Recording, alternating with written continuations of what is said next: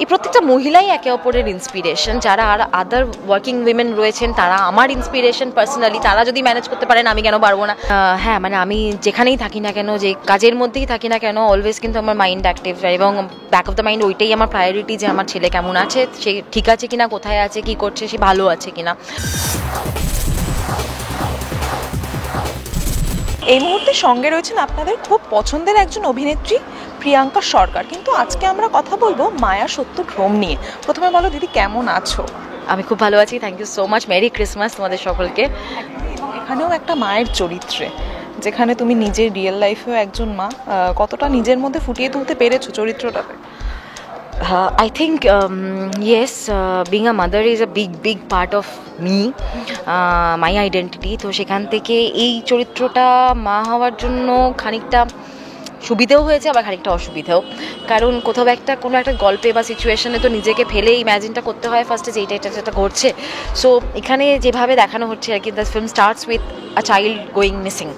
So সেখানে এই মা বাবার জার্নি, যে তাদের বাচ্চা হারিয়ে গেছে, সো সেখান থেকে এই সিচুয়েশনে নিজেকে ফেলা is very difficult, very traumatising.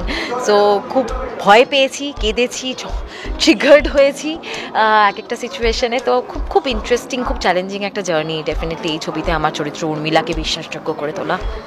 এবং আর একটা যেটা বিষয়, একজন মা হিসেবে এটা রিয়েল লাইফ এবং স্ক্রিনেও, মানে সন্তানের জন্য কিন্তু একটা মা যে কোনো পর্যায়ে অবধি যেতে পারে। একদমই তাই। এবং হ্যাঁ, মানে আমি যেখানেই থাকি না কেন, যে কাজের মধ্যেই থাকি না কেন, অলওয়েজ কিন্তু আমার মাইন্ড অ্যাক্টিভ, এবং ব্যাক অফ দ্য মাইন্ড ওইটাই আমার প্রায়োরিটি, যে আমার ছেলে কেমন আছে, সে ঠিক আছে কিনা, কোথায় আছে, কি করছে, সে ভালো আছে কিনা। সো আমি যাই করি না কেন, সেটা everything is for him only. So সেইখান থেকে ডেফিনেটলি প্রত্যেকটা মা, তাই প্রত্যেকটা স্পেশালি যারা ওয়ার্কিং পেরেন্টস, তাদের মধ্যে এই যে কাজ, বাড়ি, বাচ্চা সামলানোর মধ্যে কনস্ট্যান্ট একটা ফাইট চলতে থাকে। এবং কি বলবো, সেটা আমার মধ্যেও রয়েছে, আমার যে চরিত্রটা প্লে করছি তার মধ্যেও রয়েছে। এবং আমার মনে হয় যে এই প্রত্যেকটা মহিলাই একে অপরের ইন্সপিরেশন। যারা আর আদার ওয়ার্কিং উইমেন রয়েছেন তারা আমার ইন্সপিরেশন পার্সোনালি। তারা যদি ম্যানেজ করতে পারেন আমি কেন পারবো না? আমি এটা ভেবে নিজেকে মোটিভেট করি। আবার হয়তো কেউ রয়েছেন যারা এ পারছে, তো আমি কেন পারছি না? সো এইটা ভেবে মোটিভেট করেন। আমার মনে হয় যে এই গিল্টটা বাদ দিয়ে যখন যেখানে আছি, যে এই মুহূর্তে রয়েছি, সেটা যদি আমি 100% দিয়ে থাকতে পারি, অনেস্টির সাথে থাকতে পারি, আমার মনে হয় সেইটুকুনি যথেষ্ট। খুব সহজভাবেই একদম বড় হচ্ছে, এবং সেক্ষেত্রে ও খুব সহজ একটা দিক। আর ও কি কখনো, মানে এই যে তুমি কাজের মধ্যে ব্যস্ত থাকো, সেক্ষেত্রে ও কতটা মানিয়ে নেয় এই জিনিস? অভ্যস্ত হয়ে গেছে, সত্যিই সহজ টাচুট। বাট হ্যাঁ, মানে এক একটা বয়সে এক এক রকম ডিমান্ড থাকে। কখনো ওর বয়স থেকেছে যখন ও আমাকে বাড়ি থেকে বেরোতে দেবে না বলে বায়না করেছে, কান্নাকাটি করেছে, ভুলিয়ে আসতে হয়েছে। আবার এখন একটা বয়স যেখানে he has his own life, তো এখন আর অতটা বদার্ড হয় না। মানে ও জানে যে মাম্মা গেছে তো ঠিক চলে আসবে, ইন দ্য মিন টাইম আমি একটু গেম খেলে নিই আর কি, বন্ধুদের সাথে একটু সময় কাটিয়ে নিই। তো এই বয়সটা রয়েছে। কিন্তু হ্যাঁ, হি নিডস হিজ মাদার, হি নিডস হিজ পেরেন্টস। তো সেইটা আমি জানি, এবং সেটা মাথায় রেখেই কাজ বা কাজের শিডিউল সেভাবে অ্যাডজাস্ট করার চেষ্টা করি। আর মানে ওইটাই আর কি। ওর সাথে সাথে এটা আমাদেরও জার্নি বড় হওয়ার, আমাদেরও মানে আমরাও তো জানি না, we are also first time parents. তো কী করতে হবে সেটা আমরাও জানি না। ও খানিকটা আমাদের শিখিয়ে দেয়, খানিকটা আমরা শিখি এবং শেখাই। একের পরিপূরক হিসেবেই চল। একদম আর কি। এবং সামনে নিউ ইয়ার আসছে, রেজলিউশন কি যদি জিজ্ঞাসা করি? করোনা, কারণ সত্যি কোনো রেজলিউশন নেই। এবং আমি দেখেছি প্রত্যেক বছর চেষ্টা করি একটা কিছু ভাবার, আলটিমেটলি আর হয়ে ওঠে না। বাট ওই আর কি, স্টিল যেগুলো ভেবে থাকি, আরও ভালো কাজ করতে হবে, মন দিয়ে কাজ করতে হবে, এবং কি বলবো, আর একটু হেলদিয়ার লাইফস্টাইলে নিজেকে মোটিভেট করতে হবে। সো এইগুলোই মিলিয়ে মিশিয়ে রয়েছে, বা দেখা যাক। এবং এটা ছাড়াও প্রিয়াঙ্কাদি অনেকটা সময় তুমি ইন্ডাস্ট্রিতে ছিলে, এবং ভালো মন্দ সবটাই তুমি দেখেছো। সেক্ষেত্রে পিছনে ফেলে আসা দিনগুলো দেখলে কি মনে হয় তোমার?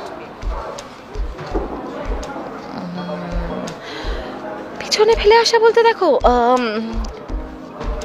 এভরিডে একটা মানে কি বিষয় বলবো মানে ধরো কাজ বহুদিন ধরে করছি, নানান রকম কাজ হচ্ছে, টেলিভিশন থেকে শুরু করেছি, টেলিভিশনের এখন চ্যানেলের সংখ্যা বেড়েছে, কাজের অ্যামাউন্ট বেড়েছে।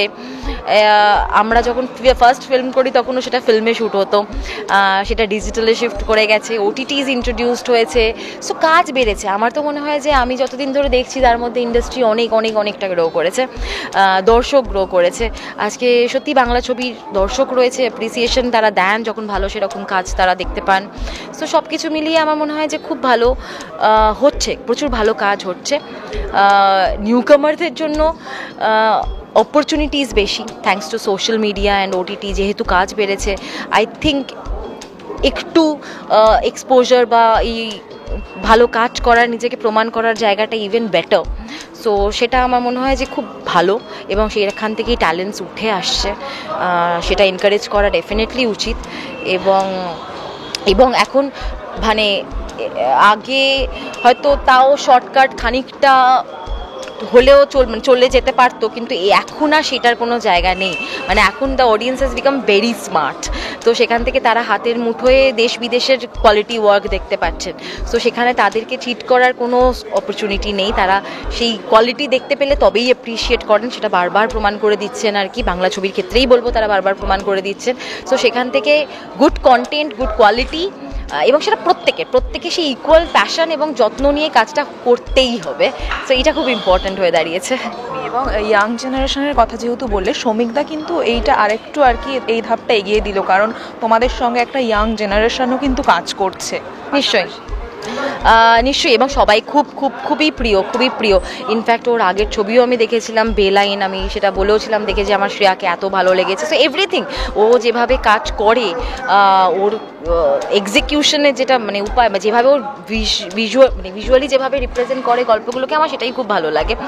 So is a very smart maker, এবং ওর থেকে এক্সপেকটেশন ডেফিনেটলি অনেকটা আছে, এবং আমার মনে হয় যে সব কিছু মিলিয়ে দর্শকের এই ছবিটাও খুব ভালো লাগবে। এবং এরকমই তোমাকে যারা ভালোবাসছে তাদের উদ্দেশ্যে কি বলবে মায়া সত্যভ্রমের জন্য? Thank you so much. Please এইভাবেই আগামী দিনেও পাশে থাকুন, বাংলা ছবির পাশে থাকুন। ভালো ছবি যেটা ভাষাই হোক না কেন, আপনারা দেখতে ইচ্ছে করলে অবশ্যই দেখুন, থিয়েটারে গিয়ে টিকিট কেটে দেখুন, এটাই ইম্পর্টেন্ট। আর মায়া সত্যভ্রম আমাদের 2025-এ আসবে, এখন সবে শুটিং পর্যায়ে রয়েছে। খুব ইন্টারেস্টিং একটা কাজ, আমরা ডেফিনেটলি খুব একটা ইন্টেন্স এক্সপিরিয়েন্স বারবারই বলছি, এবং খুব এনজয় করছি সেই প্রসেসটা। আশা করছি আপনাদের ভালো লাগবে। আপডেটস রাখুন, এবং ছবিটা মুক্তি পেলে থিয়েটারে গিয়ে দেখুন। আর নতুন বছর সকলের খুব ভালোভাবে, ভালোবাসায়, সুস্থভাবে কাটুক। এবং এই ধরনের ভিডিও দেখার জন্য চোখ রাখুন টলিউড ফোকাসে। এই ভিডিওটি যদি আপনাদের ভালো লেগে থাকে, লাইক, কমেন্ট, শেয়ার এবং সাবস্ক্রাইব করতে ভুলবেন না। টলিউড ফোকাস কলকাতা চ্যানেলটি আপনাদের ভালো লেগে থাকলে লাইক করুন, সাবস্ক্রাইব করুন এবং আপনাদের পছন্দের ভিডিওটি অবশ্যই শেয়ার করুন। Tollywood focus Kolkata.